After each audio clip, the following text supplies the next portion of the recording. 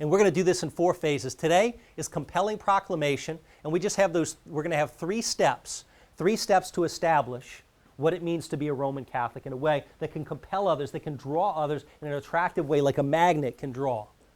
We're going to go through 3 steps we're going to see in just a second. After compelling proclamation, we're going to enter into the work of conversion. This is going to be the second meeting that we have, conversion. Part 3 of the Catechism of the Catholic Church, as it was, Part 4 of the Catechism of the Catholic Church talks about prayer. This mode and this life of prayer. We're going to take that and we're going to put it as number 2 because we need that strength for the journey we're on right now. So that will be conversion, or in essence we'll be able to finish this. I can say no to the things of the world that are binding me because I say yes to Christ. I can say no to the things of the world that are binding me because I can say yes to Jesus who is Christ. The third phase is going to be formation. By this we will know the church teaches blank because. The church teaches blank because. In essence, we're going to look at the 4 pillars of catechesis, everywhere from the creed to the liturgy and the sacraments to our moral life in Jesus Christ and finally to prayer, each of those in light of love. If love is the formation for the new evangelization, then we're going to understand what that means. And then finally, mobilization. I'm a Catholic because becomes the I'd like you to be a Catholic because I'm in love with you and because God is in love with you. But people will only understand that if it authentically comes from the particular vocation that each of us shares. See, a lot of times when you think of evangelization, people are talking about apologetics, giving a reasoned defense for the truths of the faith. And apologetics has a very, very important aspect to play. Because right now, a lot of the presuppositions of culture are incompatible with the truths of the faith. If all there is this, if all there is matter, then prayer makes no sense. If the purpose of my life is to live for some sort of a warm, fuzzy feeling, then the embrace of the cross makes no sense. We're going to learn through word and deed how to profess, how to take some of those challenges and to address those and to profess the good news in an effective way. But you notice that's number 4. Sometimes people start with that and they start with apologetics. We're not going to do that. We're going to build, because I'll tell you, the truth without love is not compelling, and it shouldn't be. It shouldn't be. Because everything we offer, everything is in a word, Jesus who is the Christ. Everything, which is to say love. Today will be compelling proclamation. Step 1, can I know life's deepest meaning, and why is this important to my life? Okay, so if we begin with a God is in love with you, number 1, are there a lot of people where if you were to ask them, do you believe in God, they might kind of say, well, yeah, kind of, which means in essence they're practical atheists?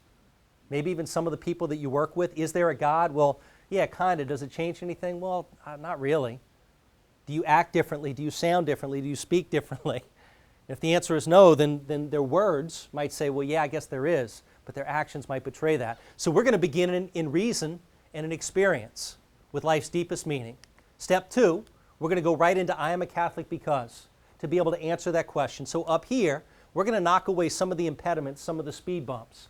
So if we're all driving together, and there's a hill here, a speed bump, step number 1 is we're going to knock out some of those speed bumps. We're going to knock them down so we can drive straight over them to step number 2, I'm a Catholic because. And then finally, step number 3, under compelling proclamation, the new evangelization, a unique opportunity in the life of the church. We're going to see the way that we can, through the call of the new evangelization, share the faith, live out what it means to be a Roman Catholic. Back to basics. Can I know life's deepest meaning and to see why this is important for my life? First off, how do we know what we know? How do we know what we know? Philosophers call this epistemology, studying of knowledge. Studying of knowledge. I'll give you a hint. There are 2 ways we can know what we know. 2 ways we can know what we know. We have faith, right? We have faith. We have that which is revealed and is appreciated on the authority, on the credibility of the revealer. Do we have a lot of aspects of faith just in our daily lives? Sure we do. So over here we'll put faith.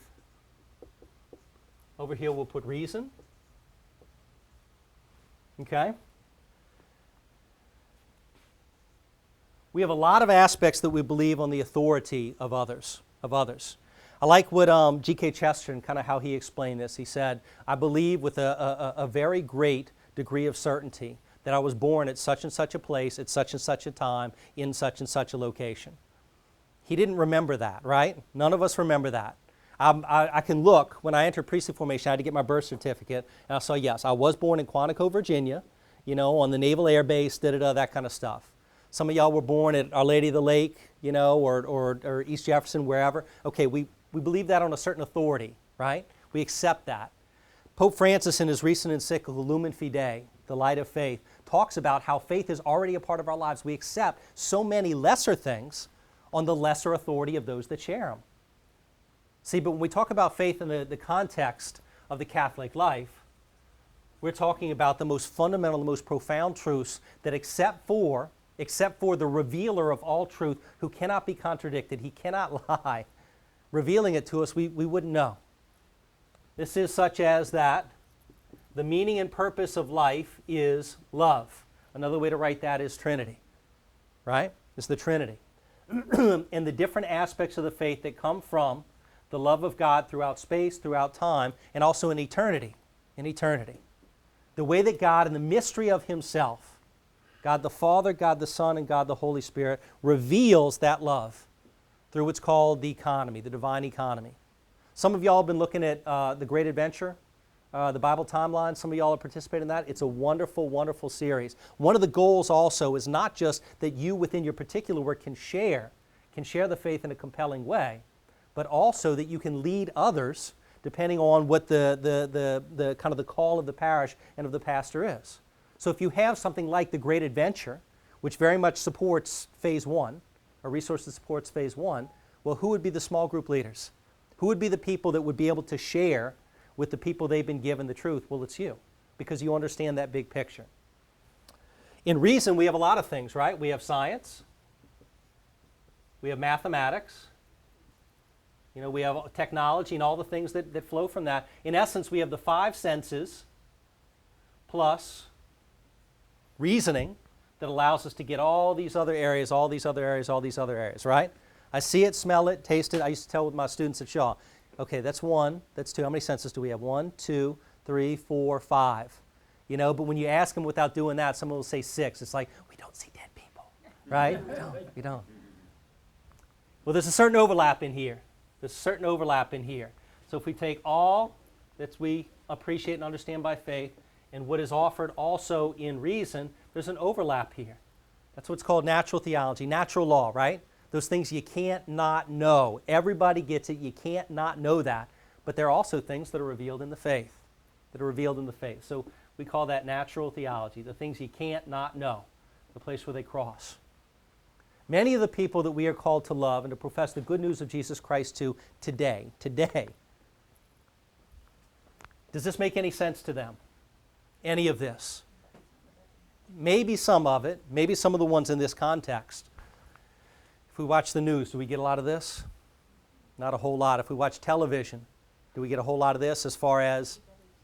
Yeah, EWTN, right? EWTN. I was talking to a group too, and it's not just EWTN, which is beautiful, but I was given a formation to a wonderful apostolate that serves women, especially women that are contemplating abortion. It's a fantastic group, and I was talking about some of the challenges in contemporary culture and media culture, and I said, what are some good examples? And one of them said, Duck Dynasty.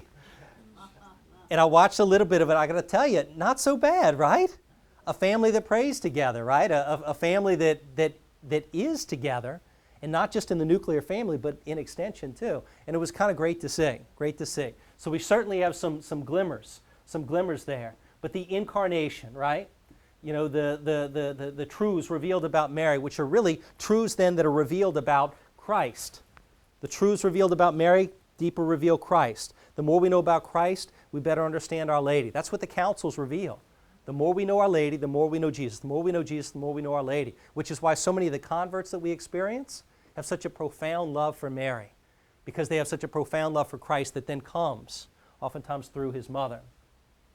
So if people dispense with this, right, if this isn't making a whole lot of sense to them, a lot of times, and this is one of the things that Pope Francis talks about in his encyclical too, all that's left is this: science, math, technology. How much does human dignity weigh? What's the quantity of human dignity? How much does it weigh? Where can I get 1.5 pounds of love? How about friendship? How about what happens when a mother gazes upon her child for the first time? How about when a soldier dies to be able to protect his fellow soldiers? How about when a coach makes very little money to be able to love and to serve the men that he's been given in virtue and spirit and truth?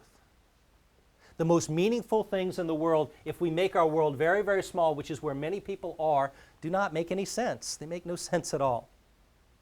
So what we're going to do is know that there's an overlap here. There's an overlap here in natural theology. And we're going to spend some time here. We're going to live here a little bit. Because many of the people that we talk to, love is such a foreign notion to them, such a foreign notion to them. I can remember at Archbishop Shaw, my job, and I made this clear to these young men, my job was to love them with the love of Jesus Christ by the power of the Spirit, and that was what I was called to do, and that was what I was going to do. And sometimes it'd be a warm fuzzy, and sometimes it was going to hurt. Sometimes it was going to hurt. And I can remember 2 men in particular for whom nothing penetrated, nothing. And I later found out that both of these guys had guys living at the house with mom who were not treating them really well, not treating them very well. So the icon of the family that was supposed to point to the icon of the Holy Family and ultimately to the infinite and perfect love of the Trinity, the vision beatific that each of us is called to, was something they didn't even have. So it was like I was speaking a foreign language to them.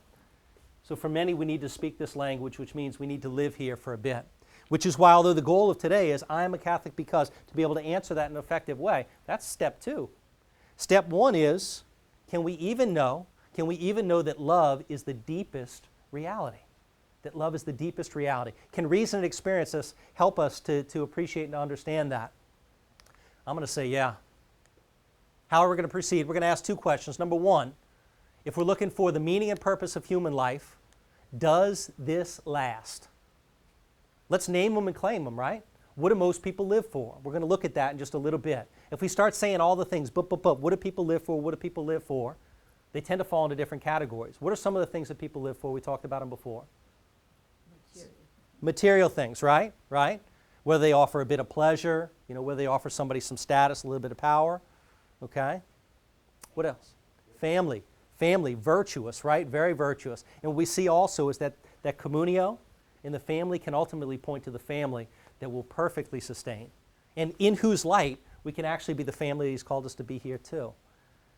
It's neat. As much as people have a sense of the gift that is family, Christ says, if you love mother or brother or anyone more than me, you're not worthy of me. Well, there's such a profound truth there, because if all I do is gaze at my family and the beautiful icon they are of the love of Christ, I need to gaze upon Christ to see my family as gift, as opposed to the potential for burden. My wife's a nurse at the ICU at East Jefferson. She works nights, I work days, and we got 2 babies, 2 little baby girls. And one of the graces of my life is that my wife works nights. Because up until 2, my baby girls, I'm just a nice guy that turns the lights on and off. Like, they're all mommy. It's like all 100% mommy, mommy, mommy. And then at 2, they kind of, what's daddy? They're kind of there, which is a wonderful place to be. But at night in particular, so if I've worked a very long day and I come in, and Ashley, my wife, will have, she'll have dinner, oftentimes ready, unless it's one of the nights I'll pick it up. We'll feed the girls. They become a complete mess, pouring stuff. We got Thai food yesterday. And both my girls, it was like a sporting event to see who could spill the soup the most. So they're dirty, in the tub, getting them washed, Ashley's gone. I finish the tub. It's a great transition time. And then it's time for prayers. It's time for our reading. It's time to put Emily down. Catherine gets a little Sprout TV. Then Daddy and Catherine time. And it's all this. If I'm really frustrated with the day, I'm thinking, when do I get to watch a little TV and veg just a little bit? When do I get to go, when do I get to?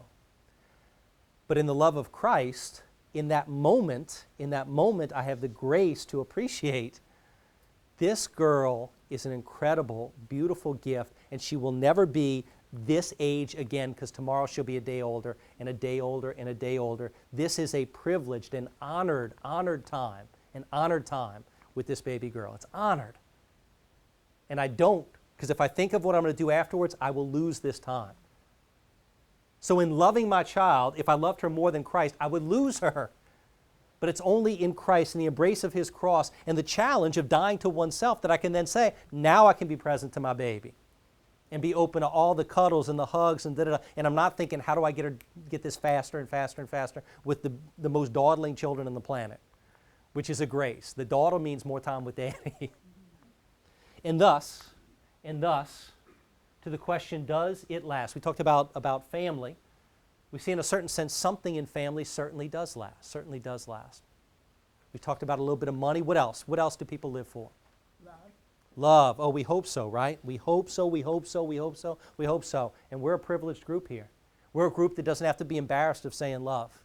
If you watch television and every time you heard love, stopped, just like with reading sacred scripture, right? You read, you get a scripture passage, back up 2 or 3, read, and then go forward 2 or 3 and read to get that context. It's how Father with the hours prepares for his homilies. He understands that context and time and place to drive into the spiritual sense. I get it.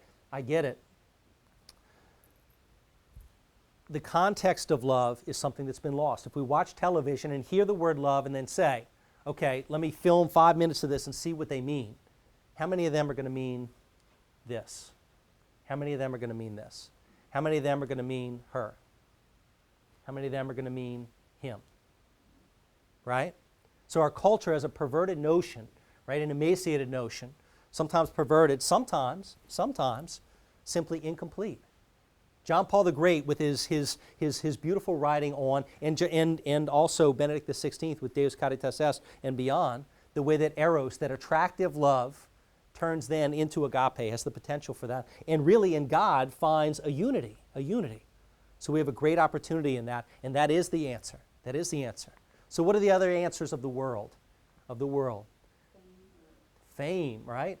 I'm going to live. Y'all remember the show? Staying young. Oh, absolutely, right? We spend a few dollars. When I drive back to the South Shore today, am I going to pass a couple of plastic surgery signs on the way out of there? Maybe a couple, yeah. One of whom it's like, put something on, please, right? One of those signs is that, sure, fame, esteem, human esteem. Anything? Pleasure, oh yeah. I gave a talk to a group of young people. It was at one of the local World Youth Days, and at the end, when I said that one of the temptations is that many of us live for pleasure, this girl came up and I said, or they live just to avoid pain.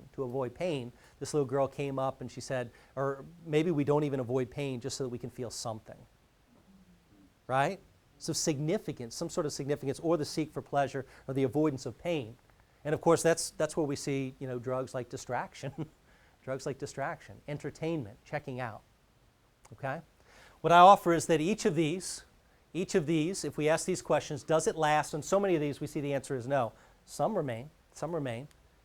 After we ask the question, does it last? The next question is it the key that explains everything else? Is it the one key that can explain everything else? See, Aristotle and St. Thomas gave us this question, exploring the meaning and purpose of human life. This is the second step that I think we need to take, that if something's life's meaning and purpose, it should be the one thing that unlocks everything else. Well, maybe fame can do that, right? Poor little Miley Cyrus, she's got to be so happy right now, right? She's just got to be so joyous. That must unlock all the mysteries of the universe. Okay? 3 candidates that we'll offer. The first is power. Many of the answers we talked about fall into power. The second is pleasure, or the avoidance of pain, a derivation of that. And the third is prestige, seeing ourselves through the eyes of others, fame. Number 1, power. Does power last? Not always. As a matter of fact, I would probably say that if we're talking about power in the sense of the world, the answer is never. What I'm going to do right here is I'm going to offer you a scenario. You got a buddy that you know is living for power. You have a friend, you have a son, maybe he's the one off at college playing some ball, something like this, and he's the cat's meow, right? He's the stuff. Nothing touches him. And your job is to convince him that power isn't life's meaning and purpose, and the way you're going to do that is you're going to show him it doesn't last. Son, it doesn't last. Okay? I'll offer an anecdote, and then I'm going to invite you to do the same in your small groups of a time that or a way that you might be able to share with another that power doesn't last, or maybe an experience you had, right? So we're drawing from experience. Through to the truth that power does not last. Okay? I was a paramedic for East Jefferson, had a public assist call. We used to take, sometimes they're med calls, and for a good while they had what were called public assist calls, where you'd get a call, because somebody, fell or something like this, and we went. This was a house in Metairie, and my partner and I went in, and the man that had called 911 was there, and it was the son. He was an older man, and this was the son. So he said, my father fell. So we went back, and we went to the tub where his father was, and he was laying down in the tub. So I got in there, and I lifted him up, did a good lift, and my partner, toweled him off, and we put on his pants, and we're walking with him. And as we walk through his house, there are trophies all over his house, all over his house. And I said, Mr. So-and-so, I said, are those yours? And he said, yeah, those are mine. And then I look over and there's a clipping, there's a big newspaper clipping on the wall, and it says, New Orleans boasts world's strongest man. And I said, Mr. So-and-so, I said, was that you? And he said, heck yeah, that was me. He said, you see these legs? He said, these used to be the strongest legs in the world. He said, they flew in a Russian, and they had us look at each other, and they kept stacking weight on me and stacking weight on him until he collapsed. And I had him put a little bit more, and then I was able to take the weight off myself. The strongest legs in the world. And of course, could not sustain his own body weight, and we're lifting him and moving him across his own home. God offers us the gift of what I would call natural humility. That in nature, our bodies begin to degrade. So if we put all our hope on power, God gives us the gift that we realize at some point, for some people it goes on a long time, right? We realize at some point, that power does not last. Is it a Saints player now suffering from ALS? Yeah. Talk about somebody that's a living icon and a witness for that, right? I have a friend of mine now whose brother-in-law is suffering from that. If you've ever experienced somebody that suffers from it, Lou Gehrig's. Your body just goes. It's Lou Gehrig's where the mind stays but the body goes, right? The alternative is the mind goes and the body stays. Natural humility shows us that power does not last. Can you show that young man sitting across from you that it doesn't last? Number one, what experiences in my life can I share that show that power does not last? Family, work, recreation. I'd like you, and notice, we're taking baby steps, right? These are the first steps here to be able to do something that's a pretty big challenge. To demonstrate that one of the biggest answers that people would give, either in their words or their deeds, doesn't last. Our very first breakout is that y'all together might unpack that. I offered this challenge to one of my classes, one of my college classes. And a lot of times I would get their reports, and you don't read them that night. You might not even read them that week, but later on you get them and you're doing them. And I remember one of the girls wrote that she was at a party, and she was violated at a party. And she said, now I realize that doesn't last. I knew then somehow that power cannot last. Because everything I tried to do, I was unable to do. Everything. But now I see it's because power isn't the ultimate reality. Imagine if she thought it was, and every bit of that power was stripped away from her. I invite you to take a moment, go ahead and break into your groups, and we'll take about maybe 6 or 7 minutes to unpack these questions right here. What experiences in my life can I share that show that power does not last? And then think in terms of the way that certain people might be able to receive that. So go ahead and start that. If you have any questions, I can walk around. Tony can as well. We took the family. The children grow up, so you lose power over them. Wonderful, yeah. They leave the home. Can y'all hear over there, too? And when children are 10 or years and older, their peer pressure, you lose your power as a parent, some of it. Illness strikes the family. You can lose some power. Loss of loved ones, death, you can lose your power. And divorce, you can lose your power. And then we went to work, and we got, you're demoted. So you lose your power at work. You're passed over. so your self-esteem goes down. Loss of a job, your financial security is lost, affects the family. Retirement, you have adjustments to make. You may not live like you used to and have all your benefits. Depends. Then we moved on to, we said we got into the political field a little bit, and you brought that one up, didn't you? The political, their work. It can be on and off, elected and not re-elected and that sort of thing, so they lose their power.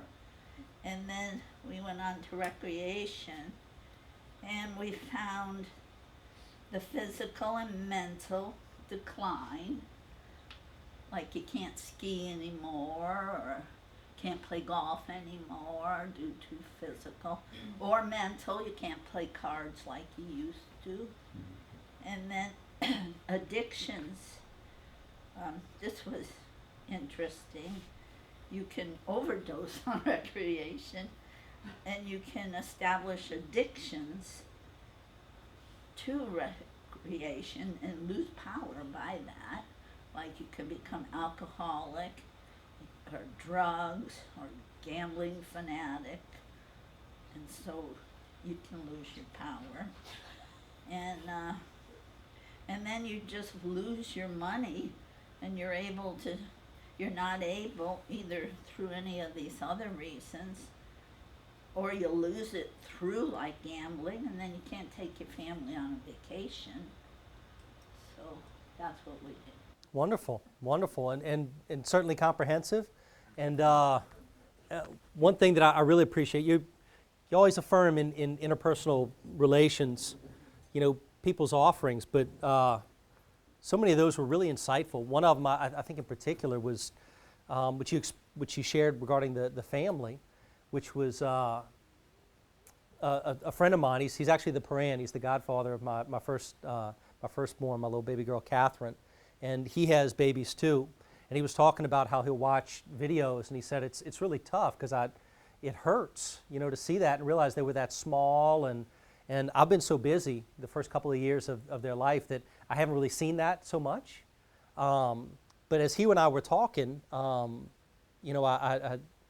shared with him, it's like we were experiencing together, that nostalgia seems to be, and I don't know if this is the etymology, but it's algia, which is pain, and then perhaps nos, which is among we. So it's kind of the pain we share that our children are growing. Well, if we think that our children are of and for this world, then it should hurt a whole lot.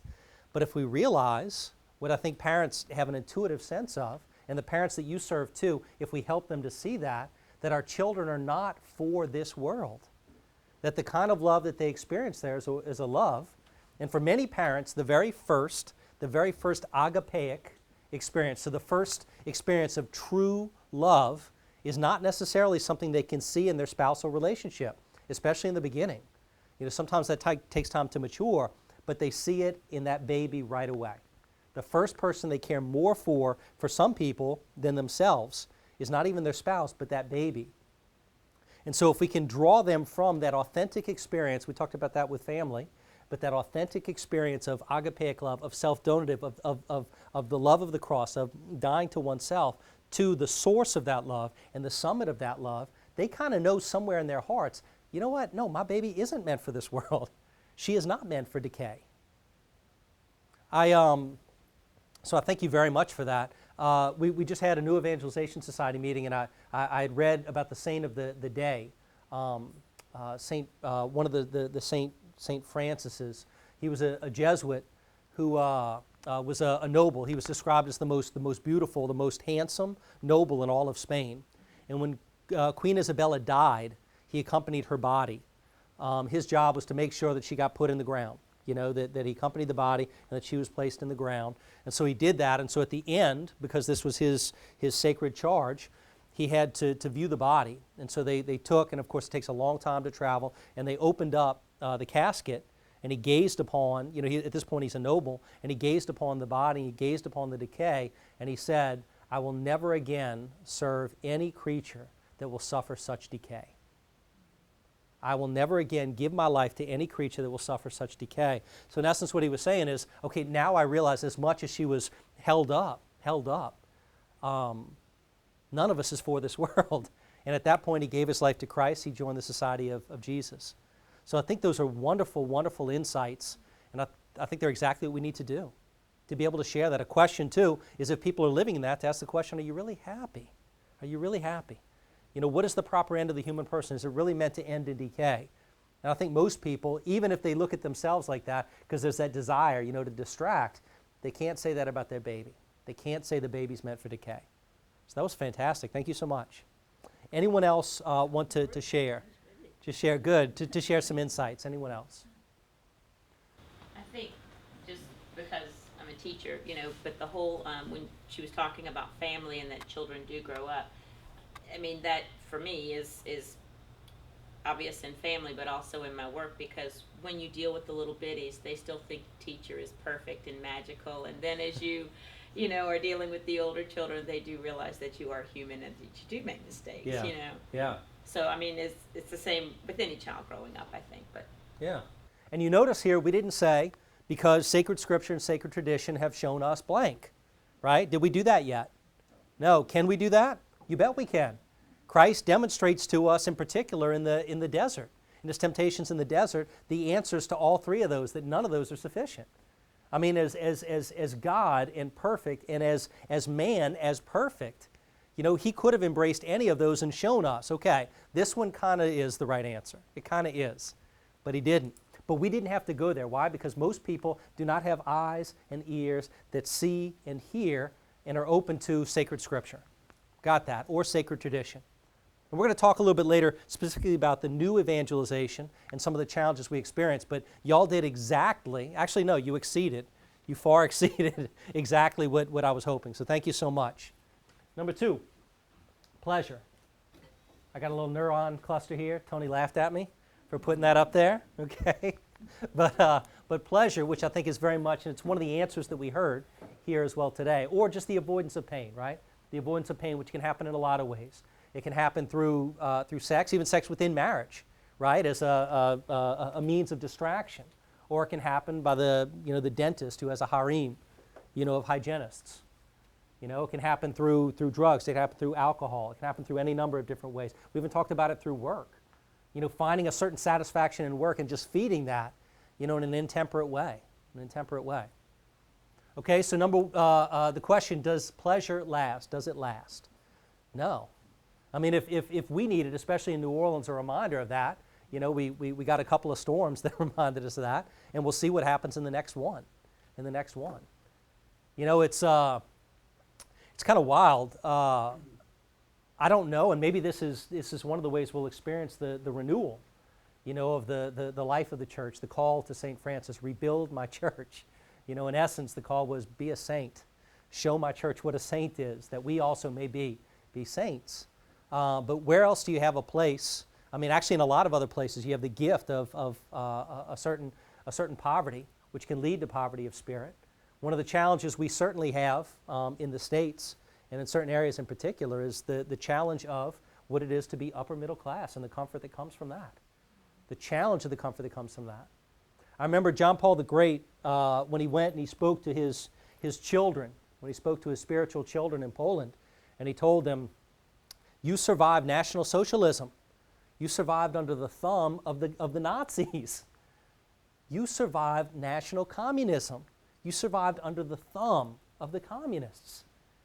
And he said, and yet your spirits could not survive consumerism. They couldn't survive materialism.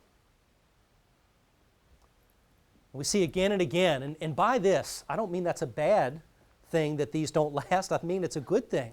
Natural humility tells the guy who thinks his body is his life, if it is, then you got no life. A natural poverty that strips from us our pleasure is oftentimes that one grace that frees somebody from thinking that I really can go through my entire life just seeking for pleasure or avoiding pain.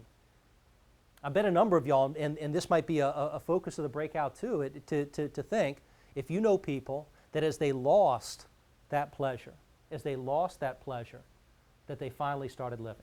They finally started living. Tim McGraw has that song, Live Like You Were Dying. And a lot of the things he touches on are, just kind of things of esteem in the eyes of the world, but some of them are also virtuous too. But we understand that if you live like you are dying, and if you do that in the fullness of the truth, then what you mean is you have embraced the cross of Christ. And if you are crucified with Him, you will rise with Him. You will rise with Him. You will rise with Him. A friend of mine is an alcoholic, and he's a wonderful priest. And for him, it took hitting rock bottom. He was living on the streets and hitting rock bottom before he allowed, there was an order, it was actually the Society of Jesus that would ask him again and again, are you ready? No. Are you ready? No. Are you ready? No. He had to hit rock bottom with the murder of one of his friends who lived with him on the streets to be able to then finally tell them, I am ready. I am ready. And he entered the novitiate for the society, and he entered AA. Of course, he entered AA, and then later entered the novitiate for the society and was able to discern a priestly vocation from that. But for many people, they need to hit that rock bottom. A grace we can offer is to let them know that's what it's going to look like. And by the way, when you hit that and you feel like you're alone, if you need to hit that when you feel like you're alone, you are not. You are not. Because I love you and I will wait for you. But it's that same love, that same true gift, authentic gift that we offer that isn't sentiment, right? It's not, I'm going to feel great and thus I'm going to do that. Because the same love that has somebody tell an alcoholic, when you hit rock bottom and you feel like you're alone, you're not alone because I will wait for you, is the same love that allows that person to say, but as long as you're drinking, as long as you're using, you're not staying in my house. You're not stealing from the purse. You're not taking this. You're not doing that. One of my students that humbled me, I think more than the others, it was neat too, because a lot of times you have students that are really engaging and you just think, yes, this is where the connection is. And then there's the other one you don't hear a peep from until you get an email from his mom saying, I just want to let you know, what he's experiencing and how what he's experiencing in your school and in your class is affecting his life, how he's able to now live and what he did with us. This young man, and this by the grace of Christ, didn't really do a whole lot. He'd kind of smile in class and stuff like that, but not a lot of interaction. It turned out everything we did was under the mode of love. Day one, man, my job is to love you, and let me tell you what love is. And it doesn't always feel good. It often doesn't feel good. But his brother was a drug abuser living at the house, stealing from the parents. And he would challenge my student, his younger brother, by saying, hey, just, would you just leave? I just got to get some T-shirts and stuff. Would you just leave the window unlocked? I just got to get some T-shirts. Because the parents finally had the strength to be able to say, because we love you, because we are seeking for your authentic good, we're not going to help you hurt yourself. We're locking the doors. You don't get to come back until you're in treatment. We're not going to help you to hurt you. And then he put that pressure on this young man. Well, it was understanding what love was that allowed this young man to exercise the strength and to strengthen his parents, so that they were able to love that older brother in a tough way. So what we'll do is we'll ask these questions. What experiences in my life can I share that show that pleasure does not last in family, in work, in recreation? We had a discussion about the sexuality part. I mean, our generation grew up with a lot of ideas about what Catholics don't do and do, and the whole sexuality thing. We did not have the benefit of the theology of the body, which I think our generation has a lot of people that struggle with sexual things in secular society, what they don't do, what they do. There's a lot of people that are sex addicted. And I think the theology of the body to me is the first time that Catholicism gave you something to put your hands around besides do not do. And it gave you the beauty of the sex and the covenant relationship. And I think that our generation missed a lot of that. We were just told, don't touch that flame or don't do this. And I think that can ruin a lot of marriages with the infidelity we see and the sex before marriage, or people marrying the wrong people for the wrong reasons. Yeah. And I think that's a pleasure that people don't talk about as much as alcoholism or different things. But something you said, and I think it's really insightful. I think it's very important.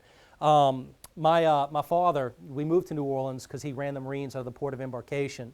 And before this, his duty station was Iwakuni, Japan. So that's where we lived for, I think, a year and a half when I was before fourth grade, before coming to New Orleans. And we're always big hunters and fishermen. You know, my dad, for years and years, and that was how we were raised. My sister and I running and retrieving the doves and the ducks and stuff like that. And my dad even got a special permit, because Japan is really tough on guns, a special permit to bring his guns, and nobody hunts there. So at these airfields with ducks coming in, like I'd finish school and he'd be like, knock out your homework, done. So we could go, he'd shoot ducks and I'd go retrieve them. But there was, we had friends there, my folks' friends, and one of them was another pilot whose wife was a pacifist, married, by the way, to a Marine Corps officer. A pacifist and somebody who thought that guns were just wrong in themselves. And so she raised her son to think that too. Guns, they're wrong in themselves. And this couple came over. Actually, it was just the moms. Our moms were there. I guess our dads were working or whatever. And the little boy was there. And I remember because we went and I had the little play guns, little pop guns and stuff like that. And so we walked in, and this woman was, just mortified. Because I walked out with my little pop gun, and her son walked out afterwards. And my mom asked me, she said, Todd, what are you doing? I said, I'm going to hunt bears. And she said, well, go get a big one. And then this woman looked at her son and said, son, what are you doing? And he looked at her and he said, I'm going to blow your head off. And she didn't say anything, and he walked out with me, I guess to hunt bears, I don't remember. And the woman looked at my mom and said, what did I do wrong? And my mom said, well, when my son sees that, he realizes I'm going to go hunt bears and I'm going to feed my family, I'm going to get a nice pelt and all this. When your son sees that, all he sees is something that's very, very bad. Well, there's some things that are very, very bad, and we need to look at them as that. If we deal with sex in that way, that it's either, then I think we've somewhat missed the mark. You remember that pagan inclination of my buddy, right? Where he, as much as he didn't realize the preciousness of sex, he had a germ, he had a seed of that, where he and his fiancée weren't going to have sex for 6 months because they wanted their wedding night to be special. And I think you're absolutely correct that theology of the body is a way of not just looking at the sexual act, not just looking at marriage, but also looking at the human person that engages, that embraces such a full and wonderful complement of what it is to be both spirit and matter, and to realize the way that truth is revealed in both of those. I told someone recently that there are a few key areas that with the work of the new evangelization that we need to do some very serious work, but one of the things I told him, he was one of the guys that's very active in theology of the body and promoting the Holy Father's understanding of the human person. And I said, if the only job we do is to really promote John Paul II's understanding of the human person, I said, I think we've done a great job. I mean, I know people that have experienced conversions because they were part of the contraceptive mentality, and then they found out what the church teaches about sexuality through theology of the body, this beautiful and attractive. I bet you have theology of the body for teens somewhere over here, and every aspect of it is attractive. That experienced that, and then this girl's response was, after she told her husband, we need to read this together. Like, I'm starting this, we need to read this together. Her response was, like, I want to know everything else the church teaches, and I want to tell more people about this. Well, doesn't that sound like the faith? Once one catches the gift of what the life of the faith is, one has to profess that. Well, it's this germ, it's this gift of the life of faith, of grace, that just in this one area, which is a big area to be sure, but in this one area of sexual engagement and sexual communio and marriage and the human person and all that goes in there, we see the light of Catholic truth there. One of the things that we may or may not have time for a little bit later, we just had a synod on the new evangelization, right? A lot of the bishops of the world came together. They had theologians to the theologians who were there. They had experts who were there. Extraordinary people. And one of the areas that they looked at was the work of pro-life ministry and the new evangelization. And somebody's question might be, well, I don't understand. Certainly the church has an ethic and an understanding of life as gift that permeates everything, but what is the relation here? And I think the relation can be articulated like this. The church is so right, and she's one of the last right voices in the room on life, that somebody can look and say, if she's right there and so right there, And if she's the only one that is so right there, then maybe she's right everywhere else. Maybe she's right everywhere else. All of these different areas, from theology of the body to, and we're going to see that a little bit later, theology of the body to pro-life work to all these other areas, allow us, sometimes as the last voice in the room professing to this. Except for the evangelical Protestants, guess who are the last people that are going to have to stand up and say, marriage is what marriage is are? It's going to be us. And we talked about persecutions before. One of the stories that was recently in the news was of a couple, this is an evangelical Protestant couple, who ran a cake company, and because they refused to use their skills and their time and their resources, their gifts, because they had an authentic notion of what stewardship was, because they didn't use their gifts to promote and to celebrate a marriage that they knew in their hearts was not a marriage, they were horrifically persecuted. They received death threats. Their business was closed. What do we call that? Tolerance. Tolerance. Do we need to be strong? Do we need to be open to a red martyrdom as well as a white one? We absolutely do. This isn't a it may happen thing. I remember Cardinal, I think it was Cardinal Dolan, with a lot of the HHS stuff, and we hear a lot of our bishops talking about this, was saying, okay, well, this is what the response of the U.S. bishops are, and we hear what that response is. And people are saying, oh yeah, this is what we'll do, this is what we'll do. This was 6 months, almost a year ago. And I think it was Cardinal Dolan who addressed his brother bishops and said, my brothers, he said, we keep looking at what's going to happen as we wage this battle and fight this and fight this and fight this with regard to the courts. He said, but have we really contemplated what happens if we lose? What if the courts, what if the voice of this land tells us, that whole Catholic thing you're talking about, it ends here? What are we going to do then? So the work that we do here, the work that we do now, has ripples, has effects that will go out into all the spheres of influence we have in the world. But unless we're ready to be detached of so many of the things that can bind us, and don't count on those, as the extent to which we might allow those to then distract us from providing an authentic Christian witness, a Catholic witness when we really need to. Theology of the body is a great example. The church is right on sex. Guess what? She's right about everything else. Right? So that's fantastic. Thank you so much. Any other thoughts y'all might have? Okay. Yes, please. For me, I have 3 children, but 2 daughters specifically, and who grew up with Hannah Montana, and she has been one of the best teaching tools for me because in the Disney shows, she portrayed this sassy little girl who spoke very irreverently to her father, and then the mother figure was sort of not there and everything, but it was always a tool of what not to do. Mm-hmm. And now that she has really shown us what not to do, again, I said, you see where this leads? And they're like, wow. So that has been a really, a great thing that has happened in our family. But I think that one of the things that I struggle with is my oldest daughter, who's in 7th grade, I feel as though, she is living in a bit of a bubble and very naive to things. And it's that fine line of you want to keep her sheltered, but I don't want her stupid to what's going on in the world. I want her more to be able to, I guess, experience something, and then through her faith in what we've taught her, know how to handle it or deal with it or think about it. Right. Which is so hard.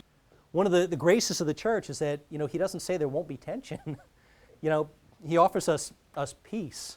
He doesn't offer us some sort of a lackadaisical contentment. I experienced that fear in myself.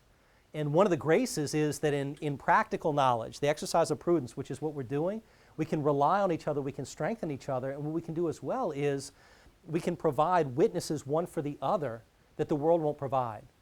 I went last night, a good friend of mine, we both went to law school together. I went to combat trafficking in persons. She went to prevent, or to promote the gift of life, and she's now the CEO of a New Life Center in that. And we've been wanting for a while to get our girls together. She's got 3 sweet little girls. I got, my baby girls, my 2 girls. And we've been wanting to. And last night, a month ago or so, we looked at our calendars and we're like, bam, there it is. And that's what we did last night. And it was so wonderful because my little girl came up, and my wife, she's so sensitive. She has the most sensitive heart, I think, of anyone I've ever met. And I still don't get that one day God's going to be like, do you realize the heart that I gave you in her? Like, do you get that? And I know I don't. I can remember my spiritual director at the time, he said, as we were preparing for marriage, he said, you are a great mind. He said, you are a great mind. And he said, but she's a great heart. He said, love that great heart. And so God, by His grace, gave me this incredible heart and the sensitivity that goes with it. And then He gave me 2 baby girls to kind of soften mine. But my wife is really, really sensitive with everything that happens. Like if somebody, like she's afraid like they'll snub Catherine or whatever, it would just tear her to pieces. And Catherine came over and my wife said, are you having fun? And she said, I'm with the big girls. She's like, Mommy, I'm with the big girls. And she was just so happy. It's like, life is complete, I'm with the big girls. And that she's happy, so Ashley's happy. And I realize, even more now maybe thinking about it and talking about it, the gift that my friend gave me was Catholic culture, was the big girls. The gift that I gave my friend was the little girls that allowed her big girls to be kind and generous and gentle with them. Well, we need to establish the culture that the church is calling us to because our kids need that. They need it. I mean, I can remember being in high school and not realizing it at the time, but realizing it now, like almost being trapped, like I need to do something on Friday so that when I come back on Monday, I wasn't the loser that didn't do something. Yeah, that didn't go to wherever or do such and such. Like that kind of pressure, that kind of really slavery in a very real sense, like a slavery being trapped. So many of our young people are stuck in that. So we need to provide safe places. The way that my wife's parents did that was they played games. The guys always knew, and I wasn't one of those guys. I wasn't one of those guys. That only came later. But the guys always knew, I'm not taking them somewhere. If I want to be with these girls, three girls and her family, we got to go to their house and play game night with them. That's what we're going to do. And it was so much fun that nobody ever complained. They were in CYO. They played. They had the tech retreats. They had all of that. What's neat too, and this is I think a grace of this time, a lot of my students I always assumed were the ones that came from families like this. 6 or 8 kids, 1 or 2 religious in there, lay vocation, studying, pontifical academies, all this stuff. And then realizing it's like, no, actually, her mom left, was on drugs, left, did such and such. Her dad raised her and did again and again and again, realizing that, and then realizing it's the penetration of the grace of Christ that allows this. It's the gift of the Spirit that frees these young people from what you would expect to happen. Well, imagine how much more when we provide places that are truly, truly alive in Christ. When people realize every desire, this is one of the things we're going to get to in phase 4. The agapeic experience, the desire of love that we have for one another is realized in the church. People don't realize that now because life is over here and the church is over here. But at some point they're going to realize that the deepest desire you have for your child, which is that when your child looks up, she doesn't see Hannah Montana, but instead she sees this little girl who's reading to her sister and reading to her and doing this. That's when these families, we won't be able to keep them away. Part of that grace too is that some of the people that didn't get that are going to be the ones that are creating that same culture because they know what it's like to be cold and so they want the warmth and they also want to share it. Fantastic. Thank you so much. It's wonderful. Any other thoughts? Any other thoughts? Wonderful. So we've explored pleasure and we see the different ways in which, of course, pleasure does not last. Even in the transience of what our desires are and the brokenness of our culture, what we want. Third is prestige. Prestige, does it last? Does prestige last? Hannah Montana, right? Does prestige last? How quickly can a quick Twitter feed, a nice text destroy somebody's reputation? How easy is it to do that? How easy it also to see somebody like St. Padre Pio, with somebody just stomping on his reputation, bam, bam, bam. Or any number of us. There's a reason why one of the commandments is do not bear false witness. One of the challenges is sometimes the witness isn't even false, but you don't say things like this. One of the stories of St. Padre Pio was of woman who came to him for confession and said, Father, I said such and such about so and so, and I've destroyed her reputation. He said, okay, well, this is what I'll have you do. Go and get a chicken, a dead chicken, and pluck it. Walk through town plucking, pluck, right? Walk across town. And so she did. She came back and said, I've satisfied my penance. And he said, no, daughter, no, daughter. He said, go back and pick up all those feathers. And she said, there's no way I can pick up all those feathers. He said, where do you think your wayward words have gone? Where do you think the winds have blown those words?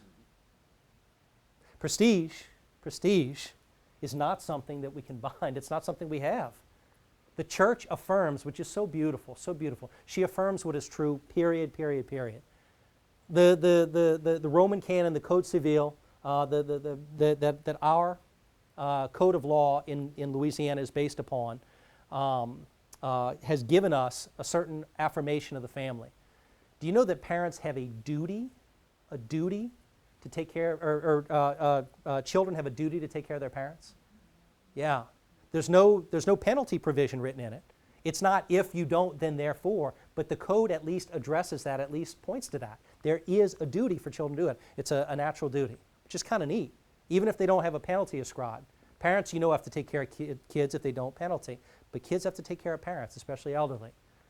Well, the church affirms that each of us has a right to our good name, and that if somebody offends against that good name, against that reputation, they have sinned, and perhaps have sinned gravely, especially in light of what the potential consequences of, could be. Gravely. The church affirms that while recognizing, and yet we have very little control that we can exercise upon that. How many people live their lives seeing themselves through the eyes of others? My wife said, Todd, you need to see that Miley Cyrus video, because the little stills you watched, she said, because I know you'll talk about this in your talks, the little stills that you watched aren't enough. I watched some. I can't watch all of it. It was really just more sad than anything. I just think it's just sad.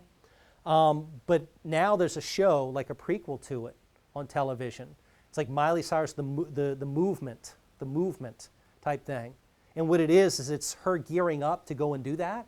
And she's telling person after person, oh yeah, I'm going to come out and there's going to be like this teddy bear thing, and and everyone is just nodding, like a little bobble dolls, like nodding, like, oh, it's going to be great, oh, it's going to be wonderful. And poor little Alan Thicke, growing pains son, it's like nodding, bobblehead nodding. It's like, how pathetic. Somebody sees herself through the eyes of others, and then what's left of the human will? There's a slavery that binds us in that. To the extent that we realize that does not last, it doesn't last. And maybe for this girl too, eventually when she realizes what it means to be bound, to be a slave to the eyes of others, and she realizes that was the stupidest thing I've ever done in my life. Maybe that's the point of conversion that she might experience. Maybe then you get the girl that turns back and shows, guess what? The light of Christ is stronger even than the dumbest mistake that I made in front of millions upon millions upon millions of people.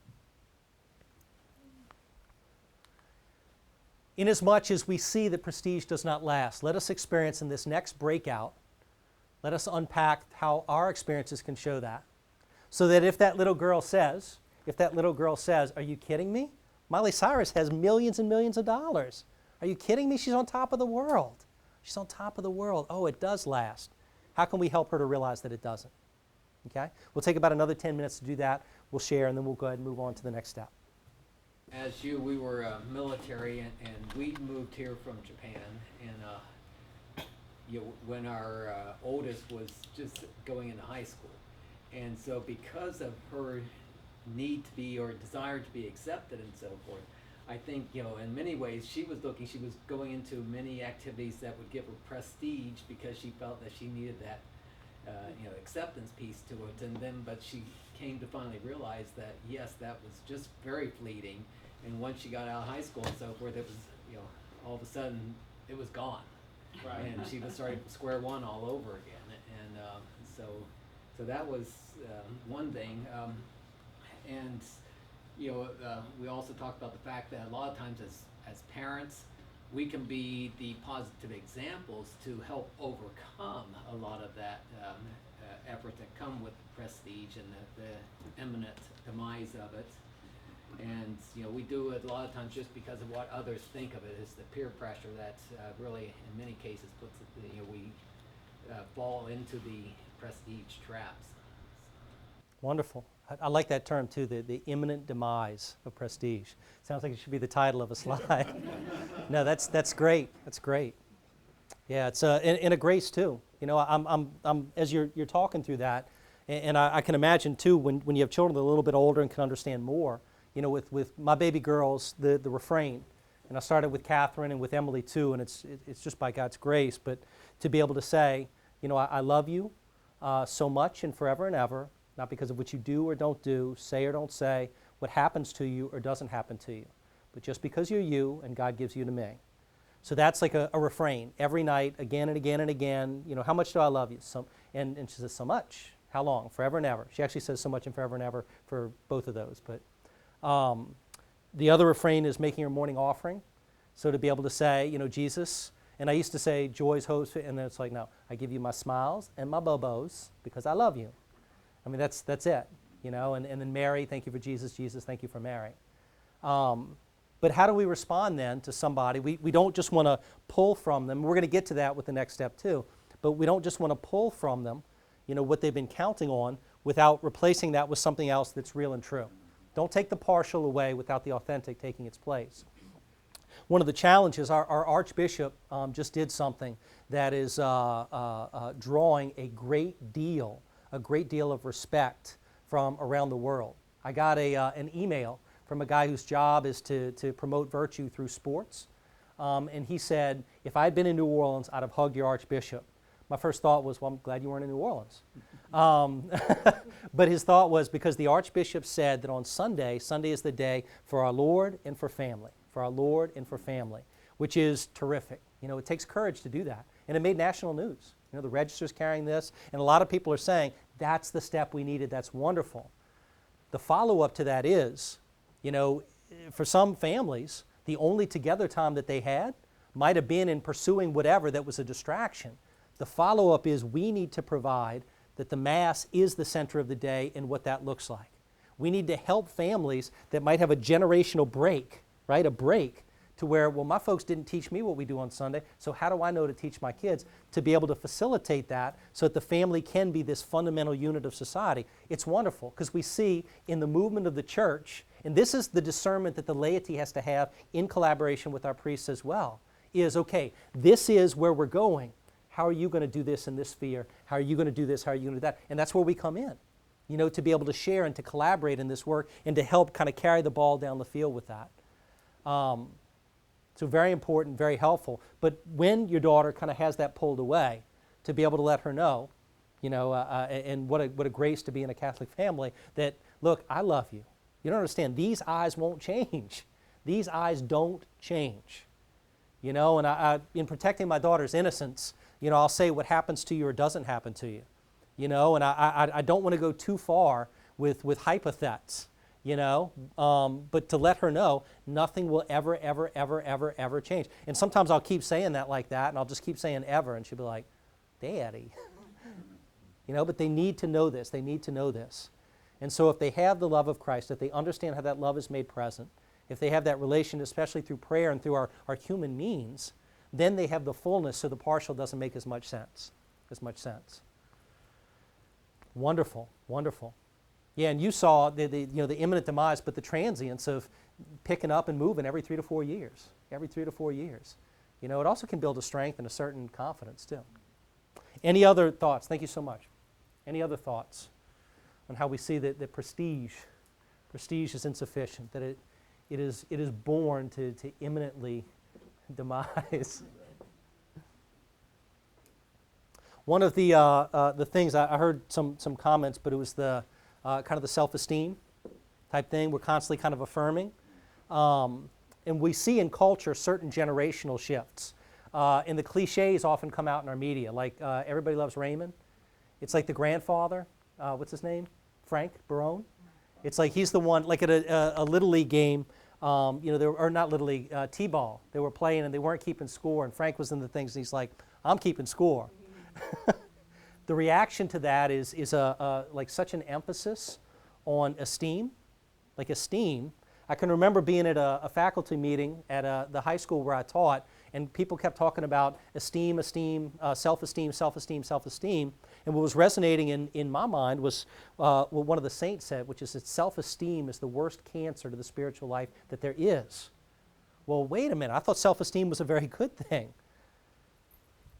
Culturally, one of the things that we seem to have experienced is that with the death of this, with the death of this area, with the death of the fullness that comes in this area, and also, we've also kind of lost a sense of the fullness that comes in this area. Self-esteem is the way we kind of view ourselves, based on any number of things that might prop us up. Self-respect is something that can endure. Self-esteem is almost like one of these imminent demise realities. It's meant to pass away. If you view too much of yourself, well, that's contrary to the most fundamental virtue of the human life and of the Christian life, which is humility, which allows one to enter into gratitude in a life viewed then as gift. Self-respect allows us to do that, though. So when we see the partial, and the partial we realize shouldn't last, we need to be able to offer the fullness in its place. Self-respect is built upon love and understanding of who the human person is and what the human person is. Is it kind of resonating with theology of the body too? You are to respect yourself. Why? If somebody says you should have self-esteem, and the question is why, we should kind of stumble a little bit. Well, because you should esteem yourself, you should hold yourself high, because I don't want an answer. But to the question of self-respect, you should respect yourself. It's because you are a precious and beloved daughter of God Most High, and that doesn't change. You are God's favored and beloved son, and that doesn't change. And if you somehow are blinded to that, just begin with the human person and what you are as a human person. You have an intellect. You're different from everything else on earth, from matter to the beasts of the land as well as the air and in the sea. You are special. You are unique amongst all of natural creation. You have an intellect. You can know right from wrong. You have a will that is free, which is what a person is, whether human or angelic. You have a free will. And that is why you should respect yourself. Are those aspects going to change? Of course not.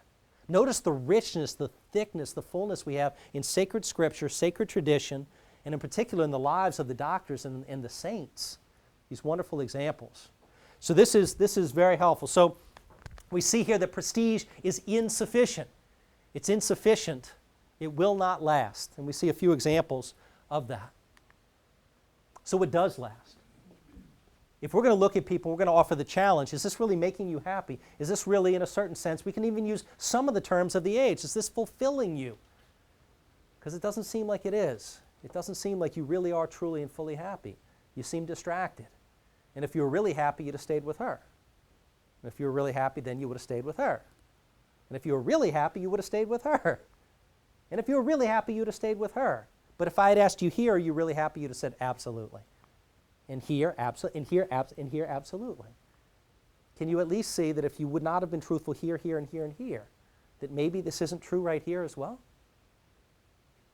So if the partial is being taken away, people see, okay, that doesn't last. Yes, I can see a pattern whereby I've held on to things of this world which are really not sufficient of my dignity and value as a human person. What does last? What about love? And you mentioned that earlier, Barbara, right? As the first answer that should be upon our lips. The mystery of God in himself. Theologia, the Trinity.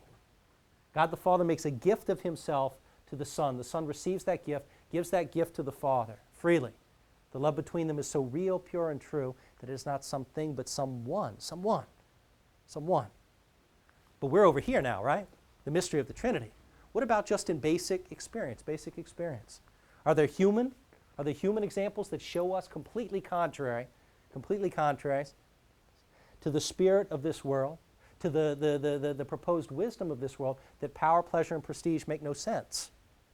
Well, the answer to all of those, of course, is love. And I love this picture here of St. John Paul the Great and of Blessed Teresa of Calcutta. I served a retreat last weekend. You know, sometimes you go on a retreat and you have a sense, I really want to go, but then other times you have a sense like, I need to go. I really, really need to go. Well, take that times 10, and that was me. Like, I needed to go. and the priest was a holy priest and discerned, he used the words of Blessed Teresa of Calcutta and her thirst for soul which came from Christ, her participation in his own life. And even at a picture, and I think these were of her feet, we have a sense of saints as somehow pristine in all dimensions, including the human dimension. Well, imagine what a little Eastern European body with little Eastern European feet looks like trudging, through Calcutta in India with those feet, the gnarliness of those feet eventually looks like. That's a picture of what love looks like. So we see here, does love last? Does love last? A saint is a witness to that love lasts. A saint is a temporal witness, a witness in time and space, in our limited snapshot, our snapshot of what human history is, the particular history of our life, be it 10 years, 20, 30, 40, 60, 80 years. A little snapshot in time of the eternal love that is not bound by time, where no moth can eat, where nothing can attack, no thief can steal it. That's what a saint is. A saint witnesses in time what is present in eternity, which is that love is the deepest reality. One example, of course, is Blessed Teresa of Calcutta, who spends her life, and I use that term purposefully, spends, as in paying it out a little bit and a little bit and a little bit. Is life finite in the temporal sphere? Yes, it is. And you pay it. Spends her life, spends her life serving and loving the untouchables in Calcutta. She had a call within a call, which is go to the poorest of the poor and pour out your life for them. Thirst for them the way I thirst for you and for them. That is your vocation, that is your call. Thirst for them, yearn for them, like a person parched in the desert would yearn for water. Thirst for them, yearn for them. And her entire life was that. Her entire life was a witness to that. And because of that, she was held in such high esteem by everybody. Was she? She wasn't. She was despised by some. Columns in the New York Times, right? She has to have some ulterior motive. There's no way this is the case. Despised. And yet what happened to the people that traveled with her? That saw her wash those that were caked with defecate, that were literally rotting. Pick people up in the streets, bring them back and love them unto death. We hear it, right, in the stories echoed, which is a beautiful gift, the echoing through time of the person who challenged her and said, Mother, I wouldn't have done that for $1 million. The response to which is, neither would I. Neither would I. I wouldn't have done it for all the power, all the pleasure, or the prestige in the entire world. Why? Because those aren't real. But for love, I would do it. For the love of the Christ who is in love with me. For the love of the Christ who is in love with me. And lest I doubt that love, I gaze upon the cross. I gaze upon the cross. And how hard is it to gaze upon the cross? Sometimes it's difficult. So we say, Mother, will you give us your eyes? Nobody knows the Son like you do. Nobody knows the Son like you do of human persons. Give me your eyes that I might gaze upon him as you gaze upon him. You held all of these things in your heart. You lock them into your heart and you hold on to them as precious treasures. So that the apostles, after your son enters into the tomb, who look and say, Mother, how does this make any sense? You might say, let me tell you about the Christ. Let me tell you about the Christ that I held and grew in my own womb. That by the gift and the power of the Holy Spirit who overshadowed me, was his grace then upon me, and blessed amongst all women. Let me tell you about that Christ whom you saw brutalized, tortured, and crucified. Let me tell you about it.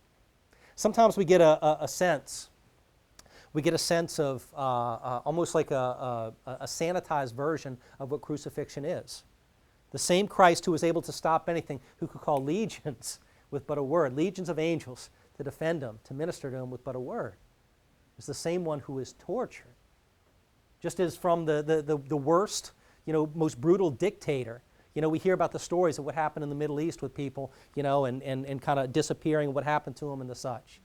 One of them I saw on television was a man had received money, and because he accepted U.S. dollars in trade, he was considered a traitor.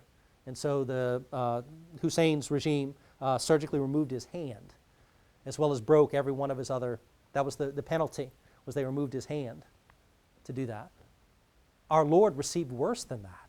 We recoil from that, and yet our Lord received worse than that. So Blessed Teresa, entering into the life of Christ, who thirsted for souls so much that he would pay out, that he would spend his life, spent hers in union with him. Which is why sometimes we think it's like a piety, like, oh, it's a really nice thing. You get charged up, you do your work. Why she would offer prayer and prayer and prayer. Why she said, yeah, I spend the first 2 hours of my day in Mass and then in adoration.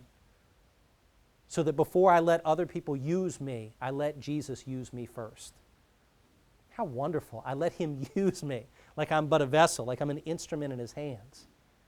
If we are to do the work that we are called to do, that we know we are called to do, the vocation that we have been called to, which is to proclaim the good news of Jesus Christ in every corner of this earth. And by that I mean this corner first, and we'll see what that looks like a little bit later. Then we need be in that love to profess that love.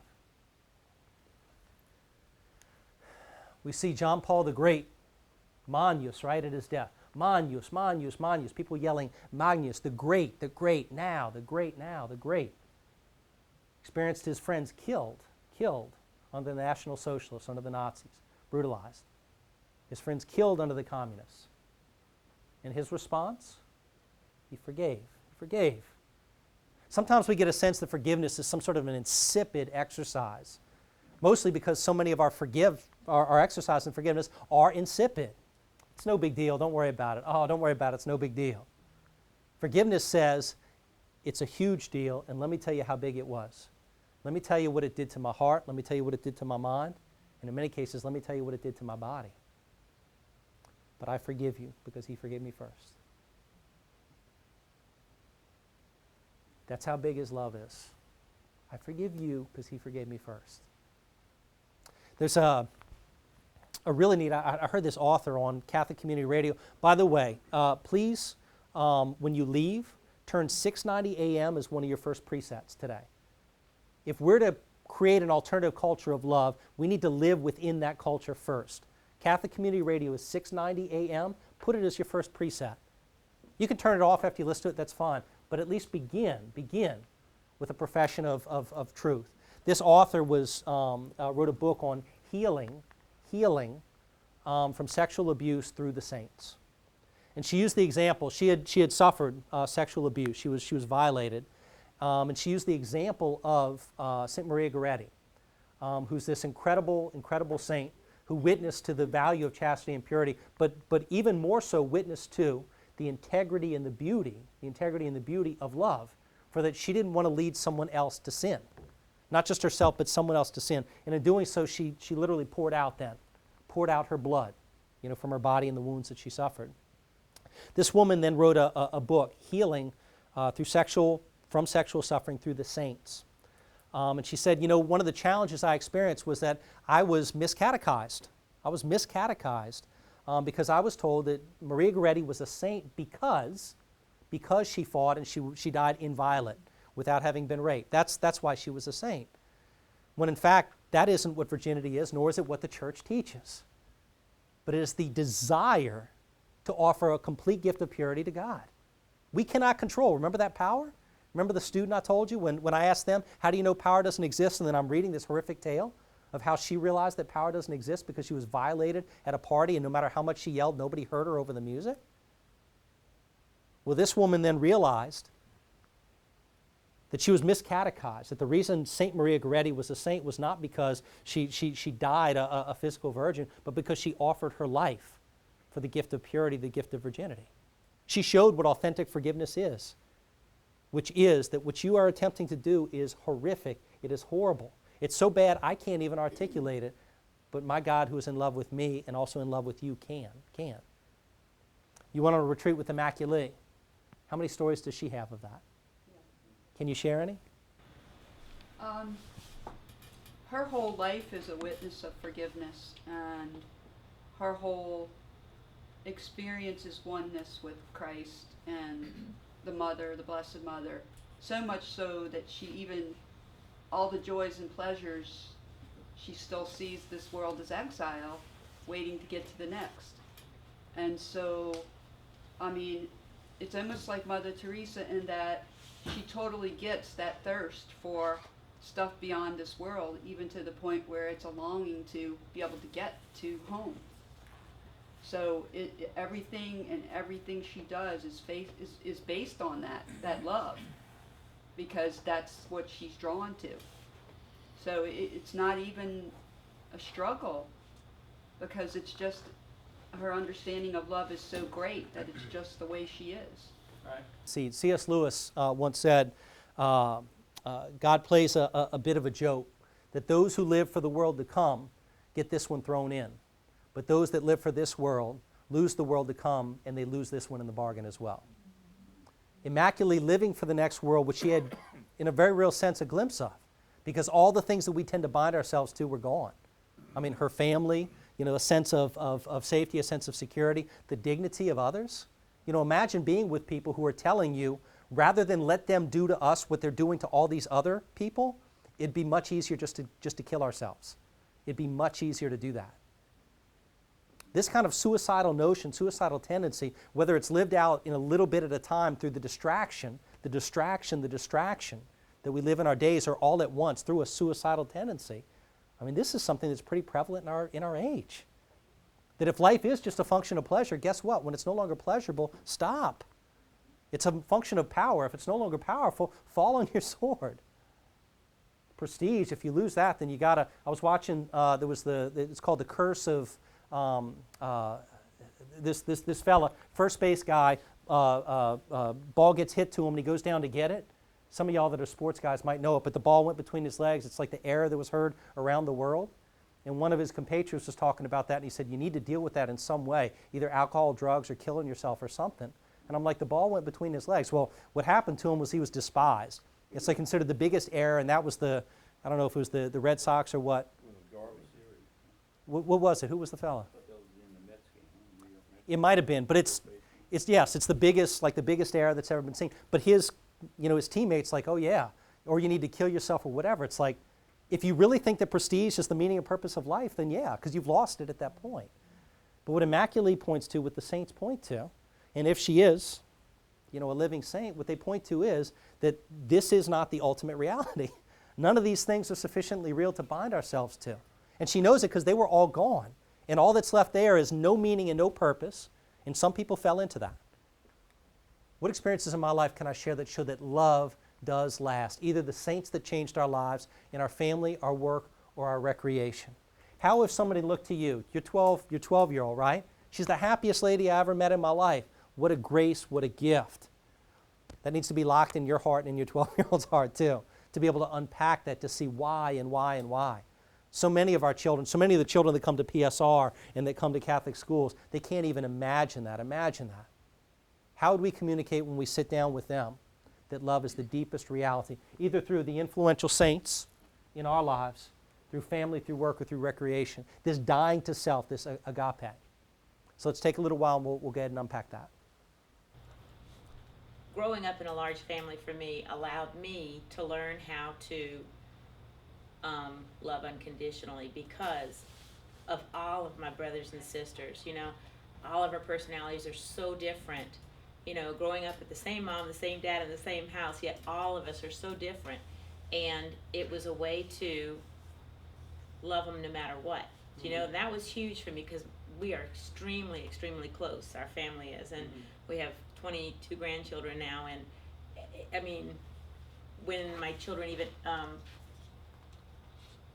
they would much rather get together with some of their cousins sometimes as opposed to just, having friends over and things. But I think that for us, family was definitely a way to learn to love someone in spite of who they are. That was a huge lesson for us, I think. It's wonderful. Yeah, G.K. Chesterton once said, in a certain sense, God gave us family so that we would realize that intolerable guy next to us I'm supposed to love, because outside of family, the same thing has to happen. So our neighbor is going to be kind of like everything we're supposed to learn, the little chart in kindergarten. Well, in a certain sense, what we learn in the family, we see that the family is the fundamental unit of society because the skills one needs, not just to be able to act in justice toward his neighbor, but even in charity, need to exist within a system where there's someone charged with the formation of an entire human soul. You know, you need an intensive formation to be able to live a truly humane life in this world. So thank you for sharing that. Any other thoughts? I think if we kind of look back too and just think of some of the saints that have really resonated in our lives, we begin to understand what love is. You know, it's that dying to self, you know, that seeking for the true good of the other, often in spite of and through the challenges that come. You know, we abort about 90% of all Down syndrome children. And yet, if you have a Downs person or an autistic person you know, in your family or your life, you realize what a profound witness of joy they are and of love, and an invitation to die to ourselves, special needs, right? To die to ourselves, because all of our preconceptions and preconditions of this is the child I'm supposed to love, they're not there. No. This is the child you're supposed to love. This is the child. It was neat. A girl that I taught with in high school, her little son had like kabuki syndrome, autism, with just like a lot of things kind of mixed in with it. And I can remember him being in the classroom, and she taught juniors, which is a tough year, but that little boy running around, it was like it gave them a chance to die to themselves. So even him running around saying, looking at their computer saying, he's playing cards, was a chance for them to die to themselves. And, you know, little Ben, it's like, no, Ben's special. We love Ben. This is great. And you saw a certain humanity come from these, you know, these hardened little guys. It's neat, at the school where my little girl is, she's got a buddy, her little 7th grade buddy. And this girl is such a gift to Catherine, because Catherine likes the big girls, and this girl's so sweet to her. But my Catherine's a gift to her too, because she gives her a chance to die to herself to be able to love someone else. It'll be interesting to see that as certain societal connections begin to break, how other ones really begin to come together. And we begin to appreciate even more the gift that is the family. Our work certainly gives us opportunities for that. I think I was at a meeting of a number of priests, and a deacon said to me as I was talking about the new evangelization, he said, wait a minute, you know, what about the people that were hurt by a priest here, or hurt by somebody in the church here, or hurt here? And he almost went through almost like a litany, you know, of the challenges, this and this and this. You know, what are you going to do? What are you going to do? What are you going to do? And the dean was very, very gracious and gave me a time to speak before that. And then he kind of wanted to usher and wanted to move very quickly, like, because the archbishop was there as well. Because the guy he might have thought he was complaining or whatever. I thought it was great. I thought he was just talking. And he said, okay, well, thank you for having voiced that. You know, let's go ahead and move on. And I said, Father, I said, if you don't mind, I'd like to briefly respond. The lawyer training, it's good, right? $100,000, get to speak every once in a while. I said, Father, I'd like to briefly respond. He said, oh, okay, go ahead. And I said, amen. And then I just stopped, and everybody kind of stopped, and then they started to giggle and laugh. And I said, to the extent that we understand what the church is, that the church is the mystical body of Christ, and thus she is perfect, and she is pure, and she is holy, for she is Him. But she's also a hospital for sinners, because He has incorporated in Himself the brokenness of each and every one of us. If we understand that, then we're not surprised when we fail each other, because we will fail each other. In our families, do we fail each other? Somebody in your family hurt you? Sure they did. Sure they did. Well, in the church, which is also understood as family, we will hurt each other. We will fail each other. I know of people because of scandal who have left the faith. Somebody just yesterday, or Thursday rather, was telling me a story about somebody who had seen, and she saw ugly. She saw a lot of ugly, and she stopped going to Mass. Stopped going to Mass. What a tragedy is that? If we understand what the church is in both of her dimensions, and the perfection of Jesus, who is Christ, and the fact that in a vast mystery, an incredible mystery, that He invites us into His own work in our own brokenness, not in spite of, but through that brokenness, to love one another in Him and through Him as He has loved us. Then when people hurt us, which they will, and which we will hurt each other. We will realize that the answer to the brokenness of the church is not to leave the church, but it is the redemption and the reconciliation of the church. So thank you all so much for sharing. As we said before, you know, when we say that we're going to take something that's partial away, we also want to replace it with the fullness. Take a little no away, replace it with the huge yes. What does power become when it dies? Its ground is grist and resurrected in love. In a man, it becomes servant leadership. It becomes servant leadership. It becomes my team leader in Special Forces, who even the New York Times, right, who were slamming Blessed Teresa, write a story about because, and this is my friend who's a Protestant, remember his job with 2 sacraments to shame us? Holding not a weapon, even for force protection, even a sidearm, but holding sacred scripture would go with his men still on patrol. And when he was asked why, he said because that's where they were getting shot, that's where they were dying. And that's where the grace of Christ was most needful for each of them. In a woman, power, when it dies and it's resurrected in love, becomes the feminine genius, the particular way that woman loves. Every woman is called to be a mother, biological or spiritual, every single one. And it becomes the genius, the feminine genius, the particular way that woman loves that can shame us in the gift, the profound gift of shame. Pope Francis has called us to a theology of woman, a more profound sense of a theology of woman. What a wonderful work. Pleasure, as it dies and it's resurrected in love, becomes the joy of the saints. It becomes the smile of Blessed Teresa of Calcutta, which was not some sort of a duplicity, right? It wasn't a lie, like I feel this, but that. But it was, there's a joy that transcends, that goes beyond the brokenness, the emptiness, the darkness I'm experiencing right now. And it is the thirst for souls that Christ has planted in my heart. It is those that can offer authentic joy in the place of a warm fuzzy. And then finally, prestige becomes, instead of seeing oneself through the eyes, the fickle eyes of others, seeing oneself reflected through those fickle eyes, it becomes seeing oneself through the eyes of the ever-loving, ever-living Father who is deeply, profoundly, passionately in love with every one of us. A love that we see through salvation history, a love that we see in the patriarchs, a love that we see in the mediators of His love, a love we see ultimately and fully in His Son, and a love that we see also in His Spirit given to us in the ministry and the life of the church, which is what we are going to experience next as we, together, explore how we will finish this statement, I am a Catholic because.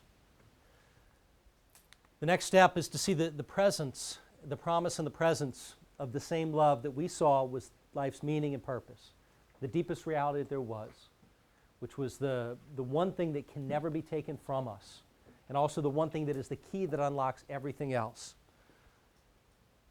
There's another name for this, and that's the love of the Father. Next, the incarnation and encounter of love. To be able to see the way that that love comes and meets us where we are in a mystery, in a profound mystery, in a way also that we must meet others where they are. Sometimes in their doubts, their fears, their frustrations, sometimes in their pain, and oftentimes, no, all the time, in their suffering, Christ became like us so that we could be like Him. We must also encounter others where they are and exercise something unique and something very special in the Christian life, and in particular in the Roman Catholic life, which is to embrace the suffering of others, to realize that suffering has meaning, it has value. And that compassion doesn't mean, just like with forgiveness, it doesn't mean, oh, it's no big deal, get over it. It doesn't mean rub some dirt on it, coach, type stuff. What it means is, I will take on the suffering you are experiencing. You and I, we are bound. We are bound. And another name for this is the love which is the Son. And the third is the invitation and participation of love. Another name for which, of course, is the gift of the Holy Spirit, by whom we enter into the ministry and the life of the church.